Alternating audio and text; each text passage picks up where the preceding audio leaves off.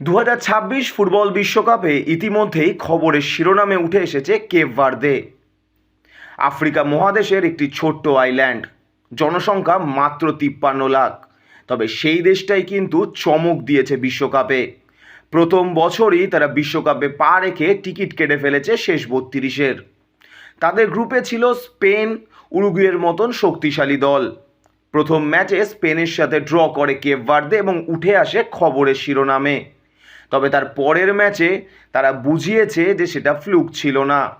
তাই তো শক্তিশালী উরুগুয়েকে পিছনে ফেলে শেষ 32-এ টিকিট পেয়েছে তারা। তবে শেষ 32-এর লড়াই সহজ হবে না কেপ ভার্দের জন্য, কারণ তাদের সামনে রয়েছে বিশ্ব চ্যাম্পিয়ন আর্জেন্টিনা। আর্জেন্টিনা নিজেদের গ্রুপে টপ করেছে, 3 ম্যাচে তারা 3টি জিতেছে।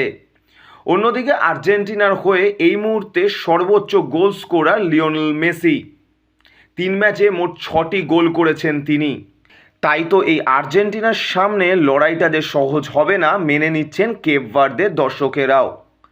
রেসপোর্টসের এক প্রতিনিধি যখন কেপ ভার্দের এক দর্শককে জিজ্ঞেস করে আর্জেন্টিনার বিরুদ্ধে ম্যাচ নিয়ে তিনি কতটা আশাবাদী, তিনি অকপটে উত্তর দেন, আমাদের 99% রয়েছে বিশ্বাস এবং 1% রয়েছে সম্ভাবনা।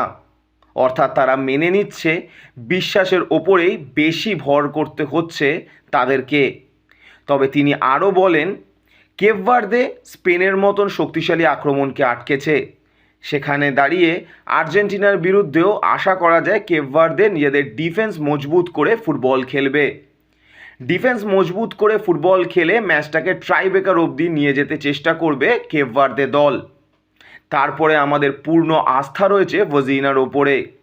তার বক্তব্য, ভাজিনার হাতেই হয়তো বিশ্ব চ্যাম্পিয়ন আর্জেন্টিনাকে আটকে দেবে কেপ ভার্দে। কেপ ভার্দের অনুশীলন কিন্তু এতদিন হচ্ছিল টেম্পা স্টেডিয়ামে, তবে এই মুহূর্তে তারা অনুশীলন করছেন inter Miami CF stadium VTS 1-এ। আমেরিকার সময় সকাল 11টা থেকে অনুশীলন করেছে তারা।